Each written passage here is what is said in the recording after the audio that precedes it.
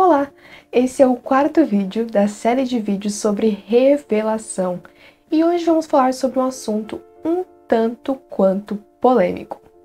Nós vimos através dessa série de vídeos até aqui um processo de revelação de Deus para a humanidade. Nós vimos que Jesus, ele encarnou, ele se fez carne e habitou entre nós. E após a sua ascensão aos céus, ele deixa o seu Espírito Santo para os homens. Então Jesus deixa estar entre os homens para estar neles. Jesus volta para junto do Pai, mas permanece junto de nós. De que forma? Através do seu Espírito Santo. Então Jesus se fez carne, ele habitou entre nós, veio cumprir a missão que o Pai lhe deu, mas ele permanece agindo entre nós, mesmo não estando mais presente em carne, enquanto carne. E de que forma ele faz isso? Através da sua igreja. E de que forma age a igreja, se não sobre o Espírito Santo? Chegamos em um ponto fundamental para entender essa série de vídeos sobre revelação. Ao longo desses vídeos nós vimos que Deus Pai, Deus Filho e Deus Espírito Santo estão unidos juntos para colocar em ação um projeto de salvação. Então eles agem juntos em conformidade para um objetivo único, que é a salvação dos homens. E é ponto fundamental entender que a igreja faz parte desse projeto de salvação. Sem a igreja, o projeto divino de salvação para os homens se esfacela. Ele não é possível, porque a igreja, ela tem um objetivo, que é a salvação dos homens, e esse objetivo foi uma ordem dada pelo próprio Cristo. Então coube à igreja, por mandamento do próprio Deus, que levasse adiante esse projeto de salvação. Jesus Cristo se fez carne, ele veio revelar o Pai e veio sacrificar-se pelos homens. Momentos antes de morrer, ele diz: tudo está consumado. Mas o projeto de salvação de Deus não acaba aí. Ocorreu o que era de mais importante. A parte central dessa história aconteceu com a morte de Jesus Cristo na cruz. Mas não acabou aí. Esse não é o fim. Então, a porta foi aberta, mas não foi pela morte de Cristo que todos os homens se uniram a Deus imediatamente. Se é que você me entende. Então, Jesus abriu a porta, mas ainda é necessário trazer os homens para passar por essa porta e chegar à comunhão verdadeira com Deus. A próxima etapa desse projeto divino era o Pentecostes, a descida do Espírito Santo para os homens. Então, Jesus, o Pai e o Filho mandam o Espírito de Deus para os homens, com o intuito de formar a igreja. A missão do Espírito Santo é formar a igreja, que é a família de Deus salva, assim como o Espírito Santo formou Cristo no ventre de Maria. E é muito interessante essa relação de Maria com a igreja, mas esse é um assunto para o próximo vídeo. Então o Espírito Santo tem um propósito, que é formar a igreja, e é viabilizar, é tornar possível o mandamento de Jesus, que ele fala: portanto, ide e ensinai todas as ações, batizando-as em nome do Pai e do Filho e do Espírito Santo, e ensinando-as a guardar todas as coisas que eu vos tenho mandado. E eis que eu estou convosco todos os dias, até a consumação dos séculos. E a consumação dos séculos é o fim. Mas agora é importante compreender de que forma essa missão que foi dada por Jesus aos apóstolos aconteceu e acontece hoje. A missão que Jesus deixou começa a se cumprir com o evento de Pentecostes, porque é ali que forma-se a igreja. E é a igreja que vai batizar em nome do Pai, do Filho e do Espírito Santo, como Jesus ordenou. Mas, no entanto, é necessário entender o que é a igreja. Porque sem entender o que é a igreja, não se entenderá toda essa questão que eu estou falando e me referindo nesse vídeo. É por não entenderem o que é a igreja que muitas pessoas, inclusive muitos cristãos, condenam a igreja, dizendo que a igreja não tem nada a ver com Deus, que a igreja é a pior coisa que existe, que Jesus se colocou contra a igreja, e etc, e etc, e etc.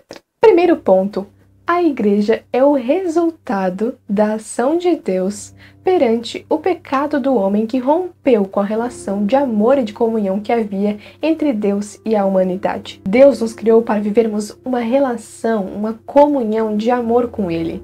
Mas o pecado do homem rompeu com essa relação, com essa comunhão, porque o pecado é incompatível com Deus. Mas Deus toma uma atitude, Ele age formando a igreja, que é a família de Deus reunida novamente. Primeiramente, o Pai envia Jesus para a salvação da humanidade. Depois, Cristo envia a igreja. O objetivo de Deus com a igreja é reunir os filhos dispersos pelo pecado. E quem fará isso é o próprio Cristo, porque onde está a igreja, aí também está Jesus Cristo. Isso porque a igreja é o corpo místico de Cristo.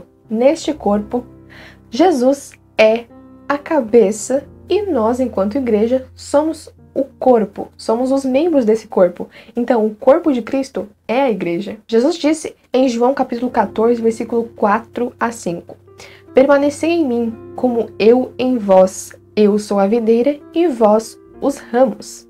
Seria o mesmo que dizer: eu sou a cabeça e vós os membros. Então, o corpo místico de Cristo é um organismo espiritual que, unindo a cabeça de Cristo, vive a mesma vida que Cristo e que é animado pelo Espírito Santo, que é a alma deste corpo, desse organismo. Santo Agostinho dizia: admirai e alegrai-vos, nós tornamo-nos Cristo.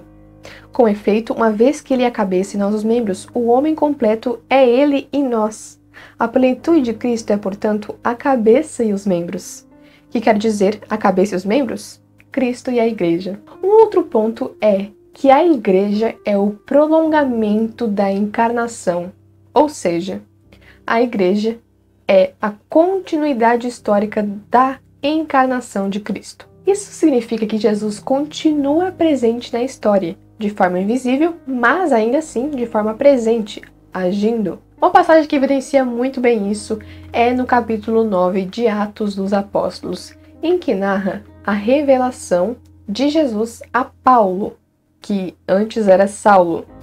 Enfim, nessa revelação, Jesus aparece a Saulo, que perseguia os cristãos daquela época, e ele diz a Saulo: Saulo, Saulo, por que me persegues? Então isso mostra uma ligação de Cristo com a igreja, porque Jesus mostra estar ligado à igreja quando diz: Saulo, Saulo, por que me persegues?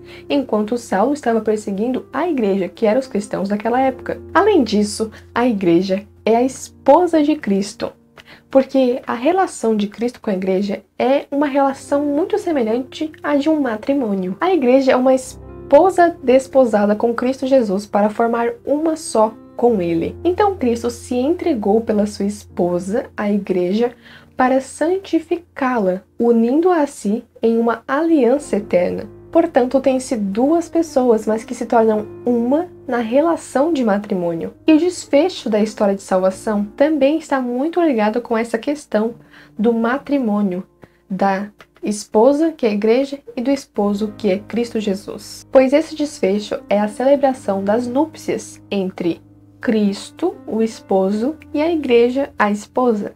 Assim se tem a igreja gloriosa, plenamente glorificada em Deus. E assim terminará o projeto de salvação. Porque o objetivo final é a união da humanidade com Deus. É importante entender que a igreja é templo do Espírito Santo. Como eu havia dito, a igreja é o corpo de Cristo e é o templo do Espírito Santo, que é a sua alma.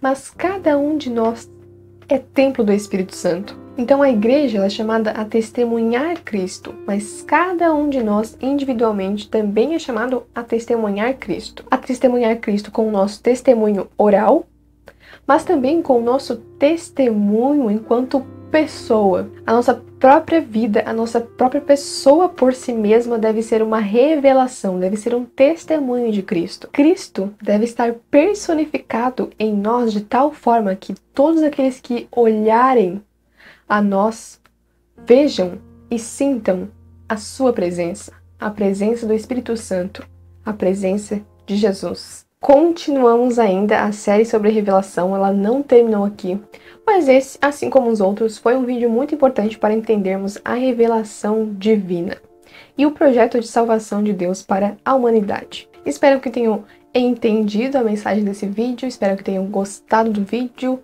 e até a próxima. Tchau!